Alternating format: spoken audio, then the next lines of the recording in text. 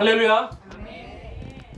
우리가 인생을 살아가다 보면 여러 가지 지식과 또한 경험을 통해서 점점 뭐가 생기냐면 가치관이라는 게 생깁니다.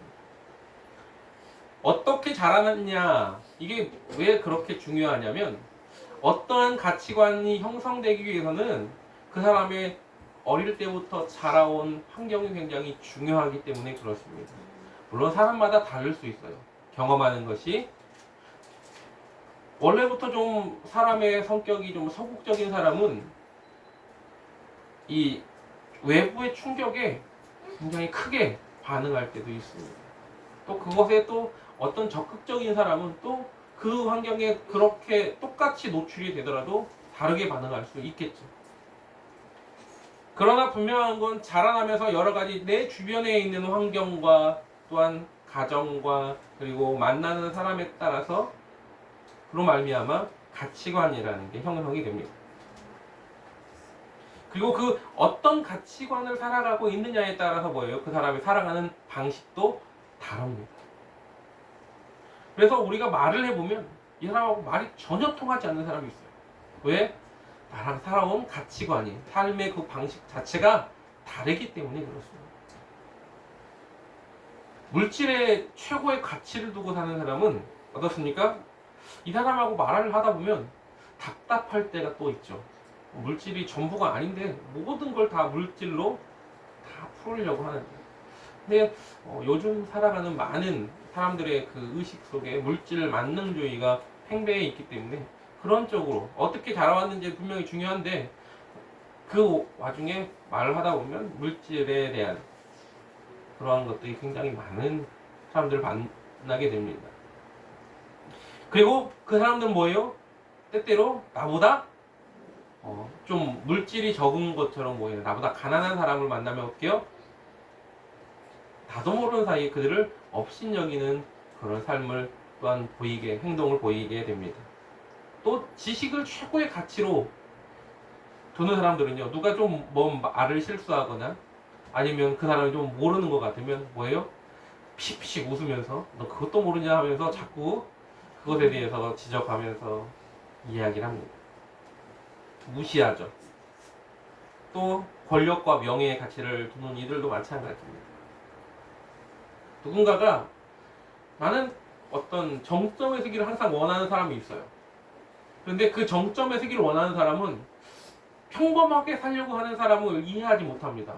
왜 그렇게 살아야 돼? 라고 말을 하죠. 이게 다 뭡니까?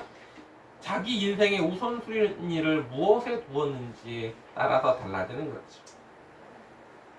여러분, 권력과 명예와 그리고 지식과 돈에 우선순위를 두는 사람은 그것 위에는 다른 것이 잘 보이지 않습니다. 근데 그런 사람은 또 교회에 나와서 예배를 드리고 신앙생활을 해도 그쪽에 또 이렇게 관심을 더 많이 갖기도 합니다. 그러나 가치관에 어떠한 어릴 때부터 그런 가치관으로 자라왔고 그래서 신앙생활을 하더라도 우리가 잊지 말아야 될 것이 있습니다. 믿음의 사람이라면 잊지 말아야 될 가장 중요한 것이 뭐냐? 바로 하나님 우선순위라는 겁니다. 하나님이 가장 먼저가 되어야 되는 겁니다. 그것을 떠나버리면 문제가 발생하게 됩니다. 교회 나오는 사람들을 크게 두 분류로 나눌 수 있습니다. 어떤 이들은 나를 위해 하나님이 계시는가? 아니면 하나님을 위해 내가 존재하는가? 여러분, 나를 위해 하나님이 계시나요? 아니죠. 하나님을 위해 내가 있는 겁니다. 그게 바로 우선주의와 다른 겁니다. 내 건강, 내 가정, 내 불안, 내 염려, 내 미래, 내 그 구원, 하나님이 그것을 위해서 필요한 하나님이 도구가 되면 안 됩니다. 세상의 모든 종교나 모든 신들은 사람이 필요해서 만들어진 존재라고 생각하십니다. 세상의 종교의 신들은 그렇습니다. 내가 필요해서 만들었습니다. 그러나 우리는 하나님이 필요하셔서 하나님을 위해서 내가 존재함을 잊지 마시기 바랍니다. 그래서 이 백성은 내가 나를 위하여 지었나니 나의 찬송을 부르게 하려 함이니라. 호흡 있는 자마다 여호와를 찬양할지어다. 내가 너를 지명하였고 내가 너를 구속하여 불렀으니 너는 내 거다. 여러분 잊지 마시기 바랍니다. 그럼 어디에 속해 있습니까? 여기에 계신 우리 성도님들은 어디에 속해 있습니까? 나를 위해 하나님 존재하는 그런 부류입니까? 아니면 하나님을 위해 내가 존재하는 부류입니까? 아까도 말한 것처럼 우리의 우선순위는, 우리 참신앙은 하나님 우선주의여야 됩니다. 하나님 제일주의여야 된다는 겁니다. 하나님보다 높은 존재가 있을 수 없습니다. 하나님보다 옳은 존재가 있을 수 없습니다. 하나님보다 절대적인 진리인 존재가 있을 수 없다는 겁니다. 하지만 사람의 진리는 어떻습니까? 상대적이에요. 과학적인 법칙에 의한 진리와 또한 수학적인 법칙에 의한 진리는 다를 수 있습니다.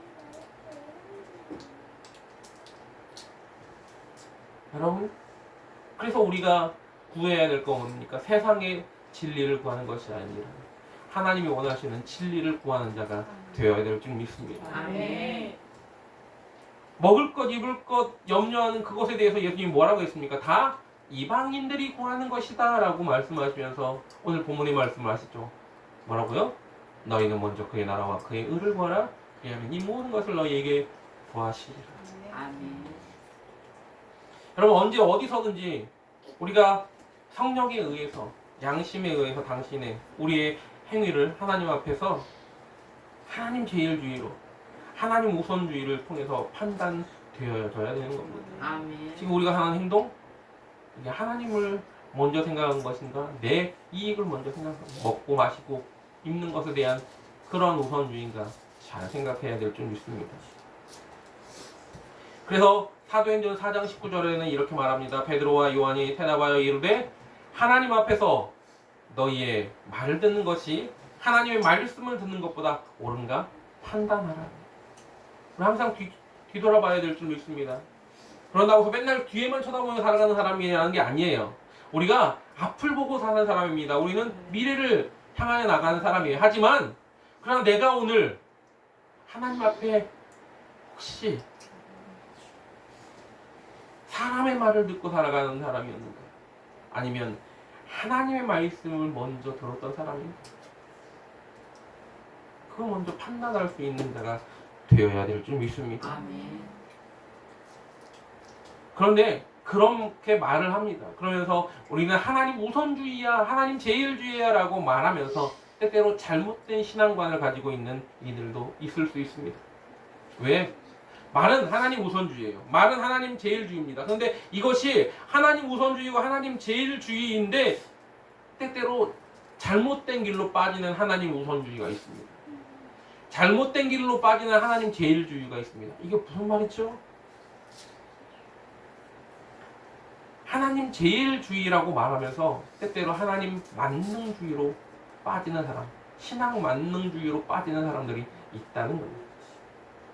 둘이 비슷한 것 같죠? 그런데 전혀 다르다라는 겁니다. 엄청난 차이가 있다는 겁니다. 여러분, 믿지 않는 사람들한테 우리가 전도를 하러 갔어요.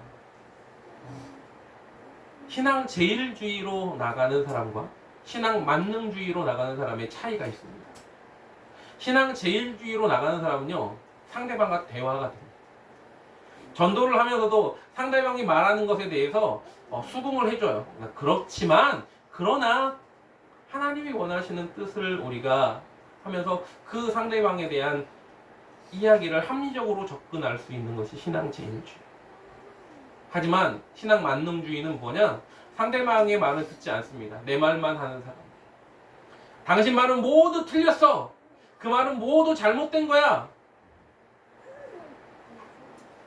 그리고 내가 하는 말이 맞아. 하나님이 원하시는 말씀이 맞을 수 있습니다. 그러나 믿지 않는 이들에게 접근하는 방법은 다를 수 있습니다. 합리적인 신앙관을 가지고 있을 때는 불신자와 대화가 되지만, 그러나 뭐예요? 만능주의는 부조화적인 신앙관을 가지고 있기 때문에 절대 그들과 대화가 되지 않는다는 겁니다. 왜 그럴까? 왜 그러면 신앙 만능주의와 신앙 제일주의가 차이가 있을까? 나의 신앙은 신앙 만능주의인가 아니면 신앙 제일주의인가 한번 우리도 점검해 봐야 될 줄 믿습니다. 주여 주여 하는 자마다 다 천국에 들어가는 것이 아닙니다. 여러분 뭐라고 말합니까? 예수님은 내가 주의 이름으로 귀신도 쫓아내고 예언도 하고 방언도 하고 주의 이름으로 능력도 행했습니다. 그때 예수님이 뭐라고 해요?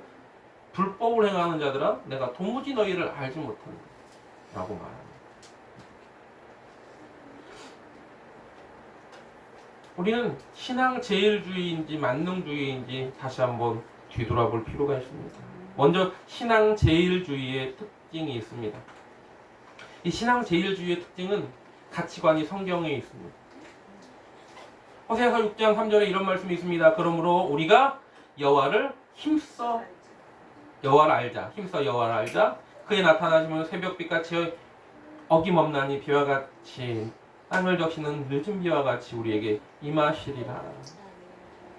또한 이사야서 11장 9절에 이렇게 말합니다. 내 거룩한 산 모든 곳에서 헤렘도 없고 상함도 없을 것이니 이는 물이 바다를 덮음같이 여호와라는 지식이 세상에 충만할 것입니다. 말씀이 기초가 되어서 그 말씀을 통해서 하나님을 온전하게 무엇을 원하시는지를 알고 나가는 믿음. 시편 119편 105절에 주의 말씀은 내 발의 등이요 내 길의 빛이니이다 라고 말씀하는 것처럼 그 말씀을 온전하게 부여잡고 사는 사람, 그래서 말씀을 먼저 우선시하고 그것이 온전한 가치관이 성경 안에서 세워진 사람이 신앙 제일주의라고 말할 수 있습니다. 이런 사람들은요 또한 바른 기독교 문화를 형성합니다. 여러분 지금이야 교회의 문화는요 뒤떨어진 문화라고 이야기를 합니다. 물론 그렇다고 해가지고 막 문화를 선도해 나가야 된다라고는 마음을 가진다고 해가지고 얼토당토하는 것들을 막 접목해가지고 나가는 것은 그런 것은 무리가 있습니다. 하나님이 기뻐하는 모습이 아닌 것들은 과감하게 끊을 수 있어야 돼요. 하지만 그러나 우리가 그것이 정말로 하나님 안에서 문화라는 것이 정착된다면 바른 문화관을 가지게 해줘야 돼요. 문화관이라는 건 뭡니까? 한 민족이나 어떠한 집단의 고유한 형태를 의미합니다. 고유한 형태를 먼저 말씀하고 계신데 하나님께서 우리에게 뭐라고 말씀하십니까? 십계명을 주면서 특히 그 말씀을 통해서 우리가 그것을 지켜나가면서 어느 순간 그것은 기독교인들이 다 지켜야 될 어떠한 덕목처럼 된 것이 문화가 된 겁니다. 우리나라에 다른 나라는 하지 않습니다. 다른 나라에는 없는 문화들이 있죠. 교회에. 우리나라는 다른 나라 목사님들이나 다른 나라 교회 성도들은 술, 담배에 대해서 그렇게 그냥 말하지 않습니다. 근데 유독 우리나라는 그것이 하나의 문화로 정착되어 있죠. 교회 다니는 사람은 이렇게 해야 되라는 어떤 문화가 딱 정착되어 있는 이유가 뭡니까? 그렇게 초기에 선교사님들이 모셔가지고 그러한 모습들로 만들었기 때문에 그렇습니다. 그게 자연스럽게 문화가 된 거예요. 우리나라만 유독 새벽 예배가 있죠. 그렇지 않습니까? 우리나라만 새벽 예배가 있어요. 새벽 예배가 있는 나라가 우리나라인 이유가 뭡니까? 우리나라에서 그게 기독교 문화로 정착이 되었기 때문에 그렇습니다. 하나의 문화, 그 문화를 만들기 위해서는요 오랜 세월의 그들의 노력과 헌신이 필요한 겁니다. 우리는 세상의 소금과 빛이 되겠다라고 말하죠. 또한 에베소서에는 빛의 자녀처럼 행하라고 말합니다. 그러한 모습을 행할 때 사람들이 인정해주는 문화가 발전이 되는 겁니다. 아멘.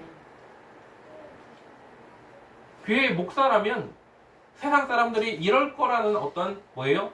선입견이 있어요. 그게 뭐예요? 문화 같은 겁니다. 교회를 다니는 사람은 이래야 돼 라고 하는, 우리보다 더 교회 다니는 사람이 그러면 되겠냐? 라고 말하는 이유가 뭡니까? 그들이 알고 있는 교회 다니는 사람들의 문화들이 생각하고 있기 때문에 그렇습니다.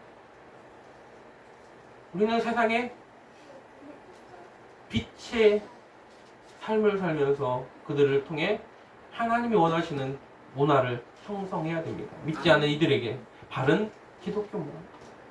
그리고 그들이 그것을 통해서 믿지 않는 이들도 변화되는 그리고 인정하는 그런 문화를 정착시켜야 되는 겁니다. 아멘. 그 사진 한 장 보여주시기 바랍니다. 잘생긴 그런 미식축구 선수가 하나 있습니다. 이 친구 볼에 뭐라고 써 있습니까? 요한이라고 써 있고요. 이쪽에는 3장 16절이라고 써 있습니다. 이 친구는 미국의 미식축구 선수인 팀 티보라는 선수입니다. 이 친구는 멋있죠. 열심히 교회를 다니던 친구였습니다. 미식축구를 하면서 하나님을 어떻게 하면 나타내고 싶을까? 그래서 여기다가 페인팅을 했습니다. 요한복음 3장 16절을. 그런데 이게 고등학교 때까지는 됐는데 미식축구 NLF 그 미국 미식축구로 넘어가면 프로에서는 이러한 그 얼굴에 뭐 이런 걸 하는 그런 페인팅이나 이런 것들이 금지가 되어 있습니다. 할 수가 없습니다. 그리고 이 친구가 생각을 했습니다. 어떻게 하면 그러면 하나님 앞에 내가 하나님을 증거하는 그런 모습을 보일까 고민하다가 팔목에 문신을 합니다. 요한복음 3장 16절. 그리고 한 다음에 어떻게 합니까? 그리고 나서 자기가 팀이 승리를 하거나 아니면 게임이 끝나거나 자기가 골을 넣었을 때 특이한 동작을 하기 시작해요. 세레머니를 하기 시작합니다. 넘겨주세요. 저런 세레머니를 하기 시작합니다. 이 세레머니를 하기 시작하는데 이 친구가 TV에 나오잖아요.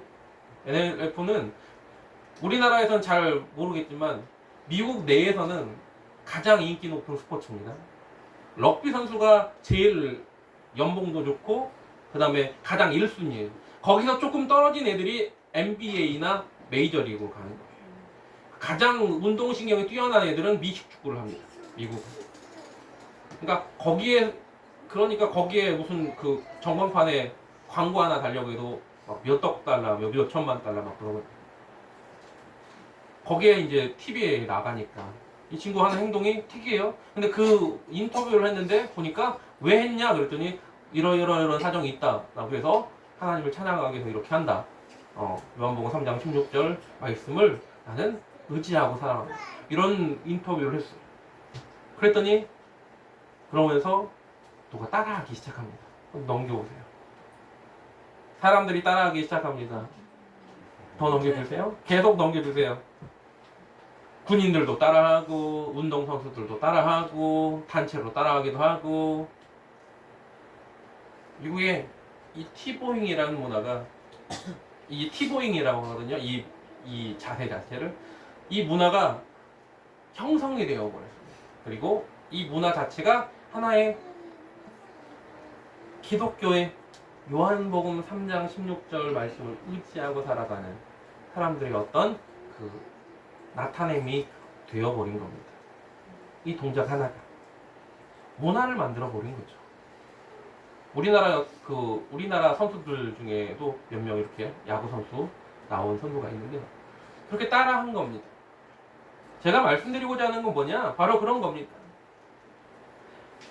우리가 하나님을 믿는 하나님 제일주의는 세상 속에서 그렇게 빛의 역할을 하면서 문화를 형성하는 겁니다. 하나님 우선주의는 그런 겁니다.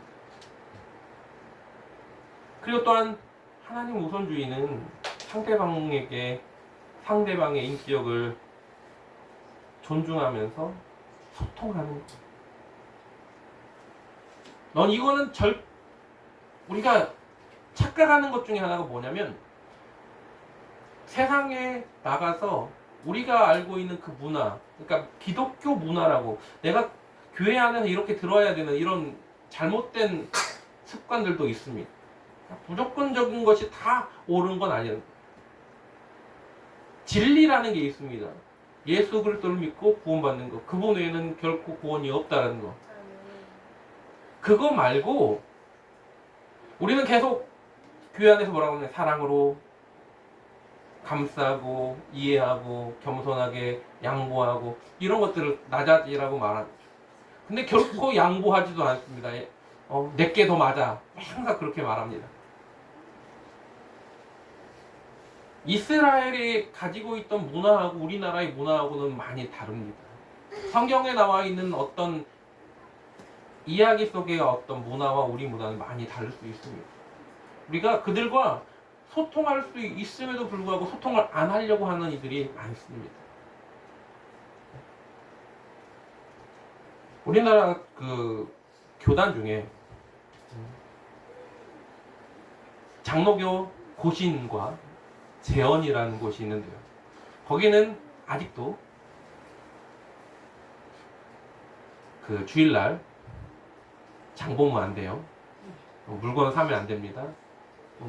그것도 안식일을 지키지 않는 거라고 생각을 해서 거기서는 뭐 물건 사고 이런 것들을 안 합니다. 어떻게 보면 신앙을 굉장히 잘 지키는 모습처럼 보일 수도 있습니다. 그러나 그것이 자기들의 어떤 우리는 이렇게까지 해라고 하는 어떤 자부심이 되어버리면 안 되는 겁니다. 신사참배를 거부했던 고신층 목사님들 존경해야지. 그러나 그거는 신사참배 당시에 있던 그 목사님들을 존경해야 되는 거지, 지금 현재 있는 그것을 지키려고 막 하면서 내가 너희들보다 훨씬 더 우리 고신은 이렇게 정통이 있어라고 이렇게 말하는 그분들을 존경해야 되는 게 아니라는 겁니다.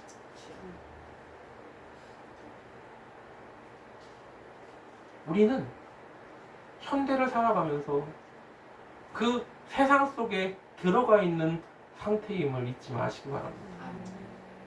만나지 못하는데 어떻게 전도합니까? 아예 대화를 끊었는데 어떻게 그 사람들과 복음을 증거할 수 있겠습니까? 그래서 하나님 제일주의는 소통할 수 있는 그러한 믿음을 가진 소유자입니다. 그러나 신앙 만능주의자는 어떤 사람이냐? 신앙 만능주의자는 그거면 다 되는 겁니다. 마치 이슬람교의 인샬라라는 그 단어와 똑같습니다. 아니라고 말하지만 이야기를 해보면 똑같습니다. 먼저 첫 번째, 그들의 특징이 뭐냐? 우상을 만듭니다. 아니, 하나님은 가장 우선주의인데, 만능주의인데 왜 우상을 만드냐라고 할 수 있습니다.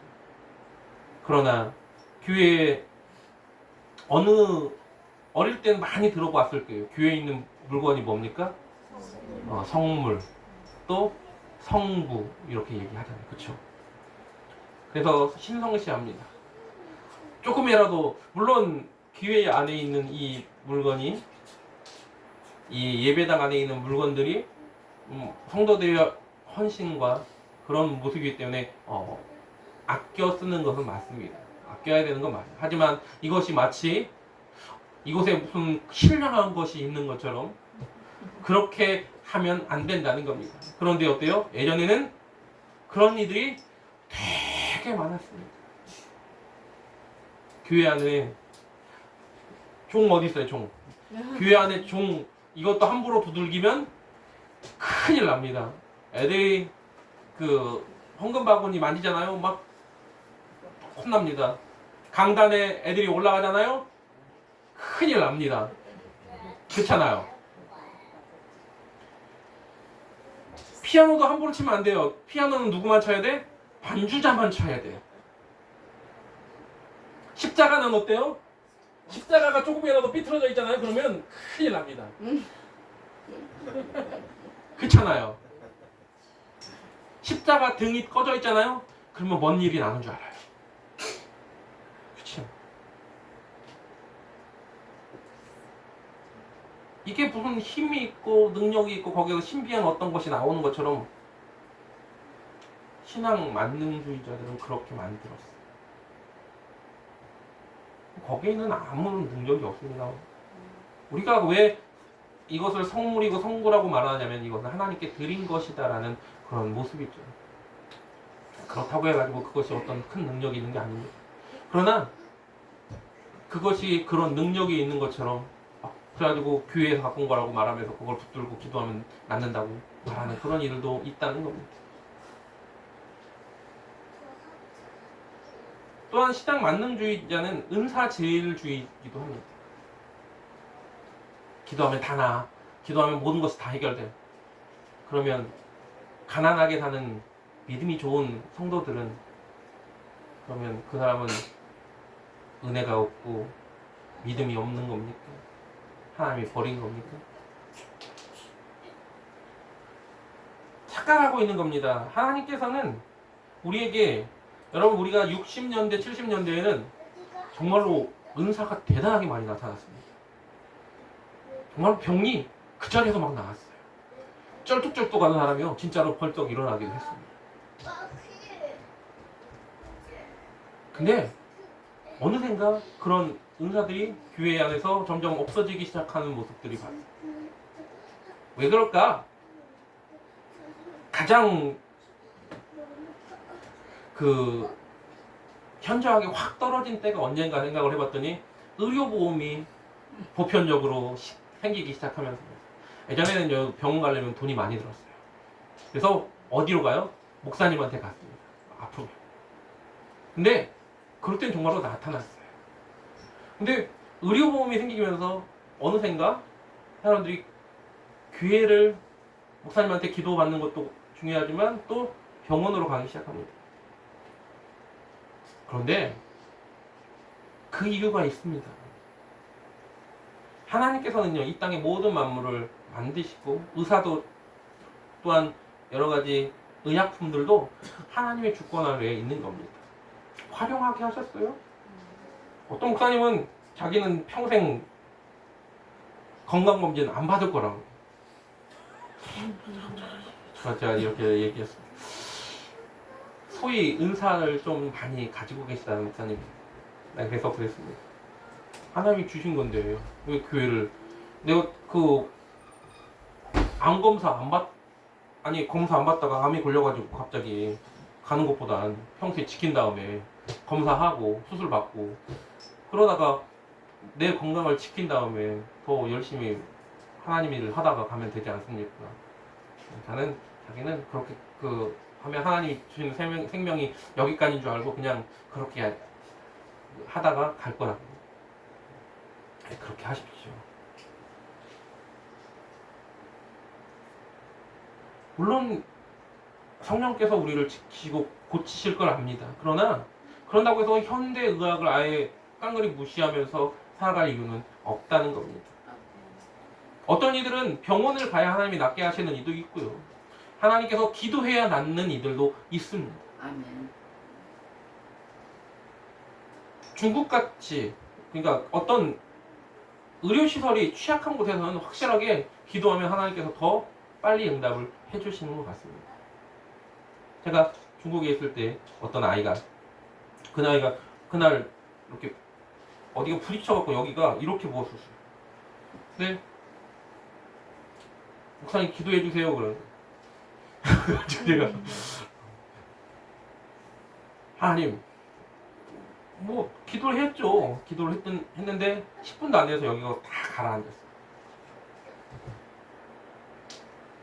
하나님께서 응답하셨습니다. 하나님이 고치셨습니다. 그 다음에 물어봤어요. 그 아이한테 괜찮냐? 그랬더니 멀쩡한데요? 다 하신 거예요. 낫게 하신 거예요. 그건 하나님이 하신 겁니다. 그런데 병원이 갈 수 있는 그런 시설이 잘 되어 있는 그런 곳에선 또 기도하면 안 나올 때가 더 많아요. 그러면 없어진 겁니까? 아니라는 겁니다. 필요한 곳에서 하나님이 역사를 하신다는 겁니다. 아멘. 성경에 병들어 죽은 사람이 다 믿음이 없어서 죽은 건 아니라는 겁니다. 성경은 분명히 말합니다. 바울은 이렇게 말했어요. 고린도전서 12장 7절에 각 사람에게 성령의 나타내심은 유익하게 하려 함이라고. 뭘 유익하게 해요? 교회를 유익하게 하려고. 은사를 주시는 이유가 있다는 겁니다. 필요해서 주시는 거예요. 지금 당장 그곳에 은사가 필요하니까 그 능력이 나타나는 거지. 하나님 나라의 확장을 위해서 은사가 필요한 거지 네 자랑하려고 은사가 필요한 게 아니라는 겁니다. 아멘. 요 에베소서 2장 22절에도 이렇게 말합니다. 너희도 성령 안에서 하나님이 거하실 처소가 되기 위하여 그리스도 예수 안에서 함께 지어져 가느니라. 아멘. 지어져 간다는 건요. 내가 한 부분 한 부분이 되어서 온전하게 교회를 이루는 데 필요한 일꾼이 된다는 걸 이야기하는 겁니다. 아멘. 그러나 소위 은사제일주의자들은 어떻게 합니까?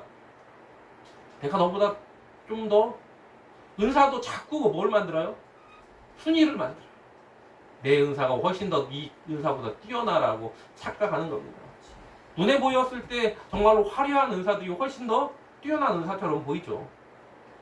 그러나 한 성령으로 필요에 따라서 주시는 거라고 성경은 분명하게 말하고 있다는 겁니다. 아멘. 근데 은사에 대해서 착각하고 은사제일주의로 병원도 안 가고 그러고 사는 사람들이 있습니다. 아이가 정말로 몸이 아파요. 병원 가야 돼. 근데 기도하면 낫는다고 방치하는 이들이 얼마나 많습니까? 그러다가 뭐예요? 더 악화가 되는 이들이 많아요. 하나님이 고치시겠다고 약속하신 병들이 있어요. 그러나 그렇지 않은 것도 있다는 겁니다. 능력은요, 하나님이 그 사람에게 하겠다는 어떤 사인이 있어야 되는 겁니다. 제가 아는 어떤 목사님이 아프셨는데 어느 날 바로 요양차 강릉에 고향에 내려가셨는데 바다를 보면서 이렇게 선포를 했습니다. 베드로의 하나님, 나의 하나님, 베드로를 물 위로 걷게 하신 하나님, 나의 하나님, 내가 베드로처럼 물 위를 걷겠습니다. 주님 안 빠지게 해주세요. 믿습니다. 물속으로 걸어가요. 어떻게 됐어요? 물에 물속에 빠져간다. 빠져가는 겁니다. 그건 믿음이 아니에요. 그럼 그분이 능력이 없었느냐? 그분 능력이 굉장히 대단했습니다.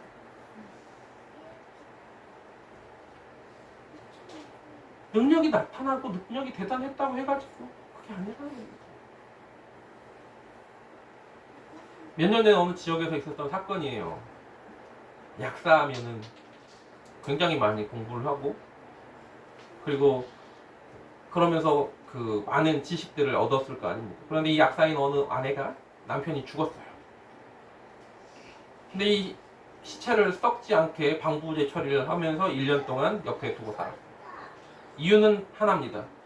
교회 목사가 그 남편이 부활할 거라고 이야기를 해서 옆에다가 1년 동안 믿고 살았다는 거죠. 예전에 아주 오래전에도 이런 사건이 있었습니다. 산골에서 젊은 청년이 십자가에 못 박혀 죽어 있었어요. 범인은 평신도 청년이었습니다.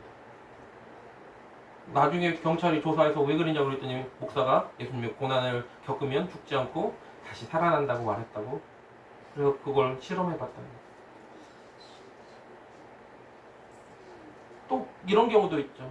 몸이 아픈 그 성도들 어떤 성도가 있는데 안찰한다고 막 했다가 죽은 사건도 있고요. 병원에 보내야 될 아픈 환자인데 기도하면 낫는다고 기도했다가 죽이는 사건들도 많습니다. 그게 바로 은사제일주의고 신앙만능주의라는 겁니다. 하나님이 고치는 부분이 있고 그렇지 못한 부분이 안 하시는 부분이 있는 거예요. 못하는 게 아니라 안 하시는 부분이 있는 겁니다. 우리는 그걸 분별할 줄 알아야 돼요. 아멘. 그렇게 신앙 만능주의로 살아가는 사람들이 뭐예요? 세상의 사회성이 잃어버립니다. 사회성을 잃어버리고 어떻게 해요? 자기들끼리 모여 살아요. 우리끼리 살면 재밌을 거야. 그래서 모여든 곳이 어디입니까? 신앙촌. 그래서 모여든 곳이 어디예요? 예수마을. 그래서 어디 살아요? 신천지가 가족들하고 분리돼서 지네들끼리 살아요.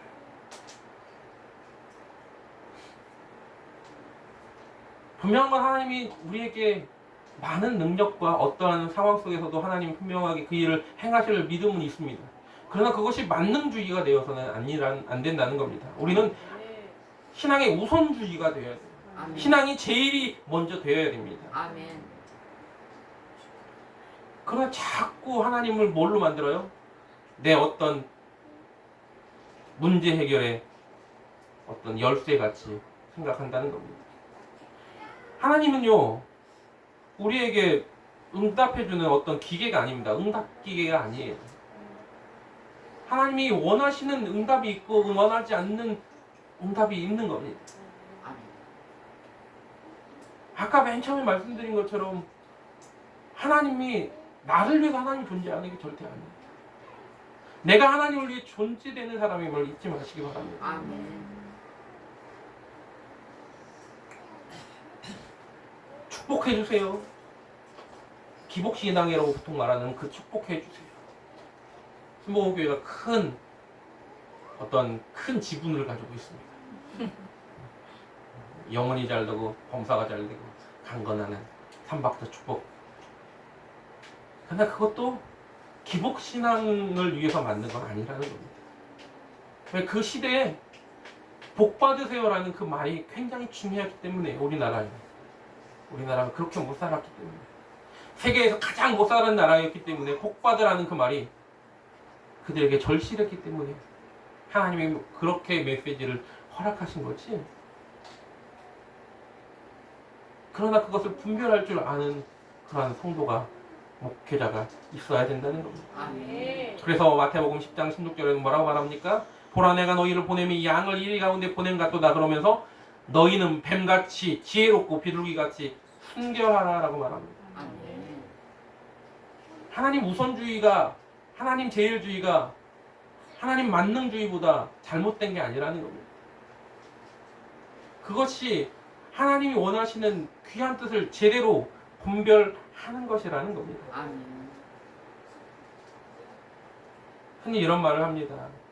우리는 세상에 큰 바다 위에 떠있는 구조선이다. 여러분, 구조선은요, 뭐예요? 물 위에 떠 있습니다. 바다에는 떠 있어요. 바다에 속해 있습니다. 세상이라는 바다에 우리가 분명하게 속해 있지만, 그러나 신앙 만능주의는요, 그 구조선인데 구조할 것이 하나도 없어요. 구조할 것이 하나도 없어요. 구조하는 도구도 하나도 없습니다. 구조선 안에 필요한 것들이 뭐예요? 구명 보트도 있어야 되고요, 튜브도 있어야 되고요, 또 뭡니까? 또 조끼도 있어야 되고요. 만약에 저체온증이 걸린 사람이 올라오면 그들 뭐예요? 덮을 담요도 있어야 되고, 음식도 있어야 되고, 굉장히 많은 구조선 안에 필요한 것들이 있어요. 의료시설도 있어야 돼요. 그런데 아무것도, 신앙 만능주의는 아무것도 없는 겁니다. 왜? 세상하고 소통을 안 하니까, 말도 안 하니까, 내 일방적인 주장만 몰고 가니까. 그 사람은요, 방주예요. 노아의 방주. 노아의 방주는요, 하나님이 닫으셨을 때는 아무도 못했어요. 나 하나는 구원받을 수 있을지 모릅니다. 그러나 우리는 하나의 구조선으로 불렀다는 걸 잊지 마시기 바랍니다. 아멘. 성령께서 오늘 우리에게 말씀하고자 하는 건 각자에게 필요한 은사를 분명하게 주실 거고, 그것은 교회를 이루고 합력하여 선을 이루기 위해서임을 잊지 마시기 바랍니다. 아멘. 부족한 저희들에게 오늘도 성령께서 이곳에 오셔서 정말로 제대로 분별하고, 은사가 눈에 꼭 보이는 것만 있는 것이 아니지 않습니까? 그것을 깨닫고 정말로 교회의 각 지체로서 우리에게 맡겨진 일 하나하나 잘 감당하게 해달라고, 성령보다 기도보다 앞서지 않게 해달라고, 겸손하게 오늘도 주님 말씀을 따라서 살게 해달라고 기도하는 마음으로 이 시간 함께 찬양하겠습니다. 오늘 이곳에 계시는 성령, 우리에게 말씀하여 달라고.